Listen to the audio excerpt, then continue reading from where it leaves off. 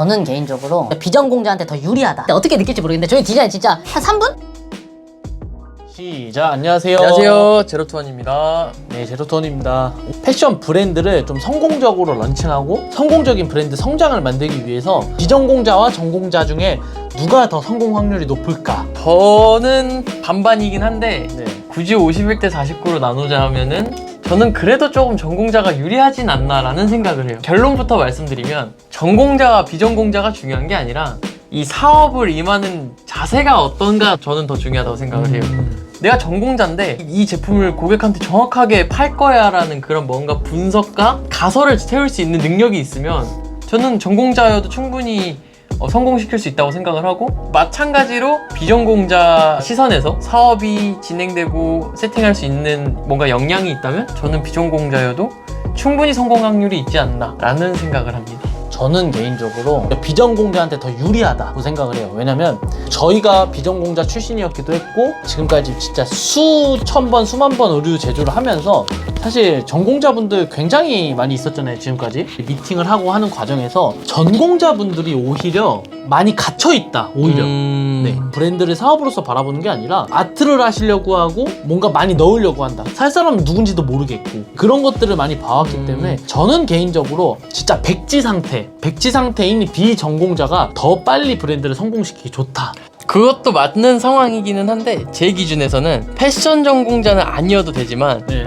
그래픽 디자인은 필요할 수 있다라고 생각은 해요. 뭐 로고를 넣거나 네. 디자인을 가미하고 싶어, 추가하고 싶어. 근데 그래픽이 안 돼서 못 하시는 분들 많으시거든요. 그러니까 오히려 패션 전공의 뭔가 여부보다는 뭐 그래픽도 전공이라고 하면 또 좀 과하기는 한데 그렇죠. 예, 오히려 툴로서 사용할 수 있는지 저는 그게 더 중요한 역할이지 않을까 싶습니다. 그 이번에 좀 대박 나신 분도 있잖아요. 그 대표님 같은 경우는 사실상 사업을 하고 계시잖아요. 디자인을 하는 것도 아니고 그렇다고 뭐 로고를 막 만드시는 것도 아니고 다 아웃소싱으로 해결하고 계신데 그럼에도 불구하고 진짜 지금 런칭한 지 뭐 6개월도 안 됐는데 진짜 뭐 TV CF까지 지금 준비하고 계실 정도로 어마무시하게 지금 성장을 하고 있는 걸 보면은 아 이건 오히려 비전공자 입장에서 벽이 없다. 성공 확률이 높다. 네, 저는 그런 걸 많이 느끼죠. 아니면 진짜 그 전공을 살려서 강점으로 밀어붙이던가 이번에 저희가 포스팅한 엑슬림처럼 네. 디자인으로 진짜 난 죽여버리겠다. 난 디자인 누구한테도 밀리지 않는다 정도로 그게 있는 게 아닌 이상 저는 오히려 비전공자 입장이 더 유리하다. 낙서가 된 도화지보다 백지인 도화지가 그렸을 때 훨씬 더 좋다라고 하는 이야기도 있는 것처럼 솔직히 저희들도 비전공자였잖아요. 디자인도 솔직히 저희가 잘한 것도 아니고 저희가 이제 브랜드 할 때는 또 이 유튜브를 보고 계신 분들이나 패션 디자인 학과 출신인 분들한테 어떻게 느낄지 모르겠는데 저희 디자인 진짜 한 3분? 한 3분 만에 약 포토샵 막 일러스트 약 하고 뭐가 이뻐요? 이거 이렇게 했잖아요. 네, 솔직히 맞죠, 말하면은 고뇌를 해가지고 그렇게 한 게 아님에도 불구하고 옷은 잘 팔렸고 브랜드는 성장을 했다. 디자이너라거나 또는 패션 전공자가 아닌 분들한테 저는 오히려 더 많은 기회가 있는 것 같다 라는 생각을 합니다. 저희가 그랬기 때문에. 좋은 얘기 같아요. 대신에 제가 조금 다른 식으로 변론을 하고 싶은 건 뭐냐면 네. 벽이 없는 거를 기준으로 하면 패션 디자이너가 활용할 수 있는 툴이나 이런 부분이 훨씬 많다라는 거죠. 대신에 이제 아무래도 패션 디자이너를 이제 전공을 하다 보니 이게 이론적인 부분을 많이 습득을 하다 보니까 자기도 모르게 벽이 생기는 사람들은 분명히 있을 거란 맞아요. 말이에요. 예. 그렇지 않은 분들은 오히려 벽이 없고 조금이나마 더 팔리는 상품을 더 많이 기획을 할 거고 팔리는 상품을 제작을 할 거기 때문에 오히려 성공 확률을 더 높을 수 있지만 쉽지 않다라는 거죠. 예. 아 근데 그건 있어요. 전공자는 아니냐 말고 전공자임에 불구하고 이 의류 생산에 대한 지식이 있으신 분들과 생산에 대한 지식이 없으신 분들의 그 디자인을 하는 거에 대한 역량 차이는 굉장히 나더라고요. 겉으로 보기에는 진짜 똑같은 옷일 수 있어요. 진짜 겉으로 보기에는 거의 차이가 없는데 블레이저를 만든다 하면 어떤 거는 막 10만 원에 만들어버리고 어떤 거는 막 3만 원에 만들어버리고 근데 겉모습은 거의 차이가 없다. 그럼 이런 것들에 대한 이해가 있냐 없냐의 차이가 굉장히 중요하다. 이해가 있다라고 하고 사업에 대한 이해가 있는 상태에서 만약에 내가 전공자 출신이다 그러면 진짜 말도 안 되는 강점이 생기는 거죠. 근데 그게 아니라 내가 대학교를 전공을 했느냐 안 했느냐로는 사실 큰 의미는 없더라. 충분히 커버는 가능하다. 이게 좀 논란이 되지, 좀 기분 나빠 하실 것 같아서 4년 패디과 나오신 학생들이 있고 비전공자가 있을 때 그냥 단순히 실무로만 놓고 봤을 때 딱 저는 4개월, 3개월? 맞죠. 이면은 그 다 따라잡을 수 있다. 진짜로 그 실무 입장에서 실제로 브랜드를 런칭하고 하는 과정에서 패턴을 직접 듣지는 않거든요. 95%는 다 외주다. 그렇죠. 네. 아니, 실제로 디자이너 브랜드들도 외주로 생산을 하는 게 훨씬 많을 많죠. 거예요. 네. 그리고 디자이너 브랜드를 한다 하더라도 내가 패턴을 뜬 거가 있더라도 외주를 맡겨서 좀 가다듬는 게 훨씬 낫다라는 저는 의견을 좀 드리고 싶고요. 어쨌든 오늘 주제에서는 비전공자가 조금 더 유리하지 않나. 저는 그래도 전공자가 유리한 것 같아요. 그러면은 오히려 전공자 비전공자보단 네. 사상의 문제지 않나. 사업을 바라보는 생각, 사업에 임하는 자세, 저는 이게 더 중요하지 않나. 그럼 만약에 대학생으로 다시 돌아간다면은 패션 전공해요? 저는 안 하죠. 패션 브랜드를 처음부터 런칭한다고 하면 어떻게 하고 싶으세요? 브랜드를요? 네.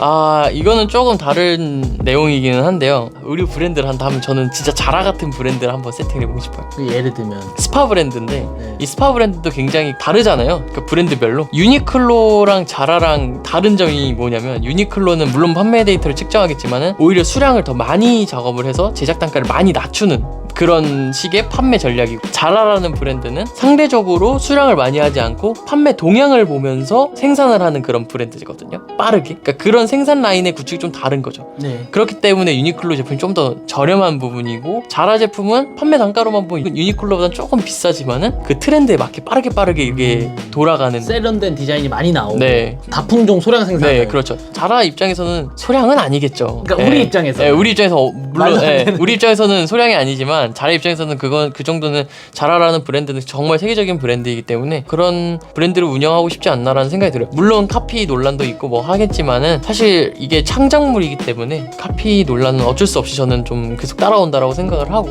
네, 마찬가지라고 생각을 해요. 그 브랜드를 한다고 했을 때 브랜드를 만들기 위해서 대학교를 간다, 아니면 바로 창업을 한다, 아니면 뭐 학원을 다닌다, 어떤 방향으로? 전 바로 창업을 한다죠. 항상. 그냥 헤딩. 네, 실무 일단 실행이, 항상 얘기하는 거지만 실행이 더 중요한 부분이라고 저는 생각을 하고, 뭐 그게 뭐 우리 같은 팩토리 유니콘의 서비스를 이용할 수 있는 상황도 있을 거고, 아니면 직접 다 핸들링을 할 수 있는 상황도 있고, 그거는 좀 되게 다양하게 뻗칠 것 같아요. 뭐 일러스트도 못하고 포토샵도 못해요. 비전공자고. 그럼에도 불구하고 그냥 처음부터 맨땅에 헤딩. 네. 학원을 다니고 하는 부분들이 좀 가장 큰 이유가, 내가 브랜드 만들기 전에 돈을 아끼고자 하는 부분들이 있잖아요. 배우고 하는 것과 그 다음에 내가 안 배우고 그냥 맨땅에 헤딩하면서 하는 거 했을 때 금액적인 차이와 속도적인 차이로 봤을 때 어떤 게 좀 더 본인이 생각했을 때 현명하다고 생각하는 거예요? 저는 맨땅에 헤딩하는 게 현명하다고 생각을 합니다. 맨땅에 헤딩하는 게 오히려 더 빨리 성장하는 거예요. 네, 훨씬 빨리 대신에 그 상황에서 금액을 이렇게 많이 투자하지 말자. 네. 장기적으로 봐야 된다라는 거죠. 한 1년, 2년, 3년, 4년 이렇게 지속적으로 꾸준하게 배움을 통해서 투자를 해야 된다라고 생각을 하는 거고, 근데 그렇기 때문에 저는 바로 창업을 한다. 학원 다닐 돈으로 학원은 절대 안 다닌다. 학원 다녀도 결국 목표가 창업하기거든요. 그죠. 브랜드 창업하기, 샘플 만들기가 학업의 뭔가 목표란 말이죠. 그러면 굳이 뭐 똑같다. 결국에 목표는 똑같은데 내가 굳이 이 목표를 돌아가면서까지 실행할 이유가 있냐 라는 생각이고, 사실 물론 이 얘기는 지금의 저의 입장에서 할 수 있는 얘기긴 하겠지만, 그럼에도 불구하고 우리는 그렇게 창업을 바로 했단 말이죠. 맞죠. 예, 저는 그게 더 오히려 뼈 있는 말이지 않을까 싶습니다. 저희도 뭐 잃어본 돈 많잖아요. 예. 아 그러면은 내가 가진 돈이 지금 얼마 없어요. 뭐 예를 들면 수중에 뭐 한 300만 원 있다. 그래도 창업? 한다. 그래도 꼭 예, 창업. 한다. 그럼 자금 수혈은 어떻게 하셨을 것 같아요? 자금 수혈이요? 네. 그거는 이제 방법을 고민해보겠죠. 이게 사업이라는 것 자체가 흔히 얘기하는 것처럼 스노우볼 굴린다 네. 라는 그런 관점에서 좀 시작을 해야 되지 않을까. 진짜 내가 브랜드 런칭 하자마자 갑자기 막 10억 매출 올리고 100억 매출 올리는 브랜드면 다 창업하고 다 브랜드 하죠. 근데 이 인내와 고뇌의 시간은 당연히 어쩔 수 없이 우리는 가질 수밖에 없다라고 생각을 하고, 그런 자세로 항상 겸손하게 해야 된다. 그러니까 내가 브랜드 300만 원으로 런칭한다 해서 내가 하고 있는 일을 다 막 때려친다거나 갑자기 막 퇴직한다거나 퇴사한다거나 좀 말이 안 되지 않나. 투잡을 뛴다 그러면. 당연히 저는 잠을 줄이면서라도 해야 된다. 그만큼의 열정이 있냐 없냐가 더 중요한 척도인 것 같고, 이게 또 사업을 하다 보면은 초기에는 생각보다 어떻게 해야 될지 갈피를 못 잡아요. 맞죠. 그 갈피를 잡는 시간에 오히려 뭔가 다른 업무를 보면서 아니면 다른 일을 하면서 이렇게 좀 세팅을 해보면서 이거다 싶을 때 저는 나와도 된다고 생각을 하거든요. 투잡을 뛰면서. 네, 뭐 투잡이 될 수도 있고 3잡이 될 수도 있고, 최대한 좀 시간을 아끼면서라도 해야 되지 않나. 아니면 정말 브랜드의 목표를 올인을 걸었으면 뭐 6개월 만에 성과를 낸다거나. 근데 사실 6개월 만에 일반적인 소규모 영세한 브랜드가 성과를 내기가 쉽지가 않단 말이죠. 본인이 처음부터 다시 했으면은 얼만큼 기간을 보고 이 브랜드를 운영했을 것 같아요? 저요? 성과가 나기까지. 성과의 기반은 저는 1년 반. 시즌으로 보면은 3시즌이죠. 그게 제품이 시즌별로 뭐 2개가 되든 3개가 되든 상관없으니 저는 그렇게 진행을 뭐 했을 것 같고, 근데 지금 당장에는 개인적으로는 뭔가 브랜드를 운영하고 싶다라는 생각은 사실은 없어요. 물론 재미는 있고 뭔가 또 다른 목표는 생기겠지만 지금으로서는 오히려 우리가 아까 얘기했던 것처럼 패션 전공자든 비전공자들이든 어떻게 보면 우리 브랜드를 만들려고 하는 그런 분들과 같이 일하는 게 저는 더 재밌고, 오히려 제가 잡고 있는 이 브랜드의 포텐셜만 보고 같이 일을 하는 것만으로도 사실 즐겁거든요. 네. 물론 몸은 고되지만은. 그러면 이것도 얘기해주면 좋을 것 같아요. 저희가 지금 진짜 1000개 넘는 브랜드랑 함께 하고 있잖아요. 그 브랜드 대표님들 중에서 잘 되는 대표님들의 비율 중에 전공자가 얼마나 돼요? 사실 극히 드물죠. 얼마나 돼요? 한 분? 디자인 전공하신 그분이 어디까지 디자인을 해줘요? 사실 뭐 작업 지시서나 핏적인 부분은 우리 회사에서 우리 서비스에서 다 작업을 하고 있고, 그래픽적인 부분만, 뭐 로고라던가. 그래서 로고나 위치, 크기 정도만 세팅을 하시고 나머지는 뭐 저희가 다 핏은 우리 회사에서 맞추고 추천해서 안내드리고, 디테일 같은 거 이런 거 원하시는데 어떻게 해야 될까 하면 제가 이제 막 해가지고 이거 이렇게 하는 게 좋을 것 같아, 저렇게 하는 게 좋을 것 같아, 샘플 보시고 마음에 든다, 치스만 좀 수정하자, 이렇게 해서 하는 거죠. 그럼 사실상 전공자지만 비전공자들과 차이는 없네요. 그렇죠. 업무를 보는 거에 있어서. 저는 그러니까 비전공자. 아, 그러니까 비전공자가. 아니, 전공자들이랑도 실제로 작업을 해보지만은 네. 조금은 다른 것 같아요. 옷에 대한 열정이 너무 세서 네. 자꾸 좋은 옷을 고집하게 되고, 좋은 옷을 고집하다 보니까 원가 비싸지고, 그러다 보니까 비싸게 팔아야 되는데 팔 수 있는 생각을 또 거기까지는 안 가시니까. 그렇죠.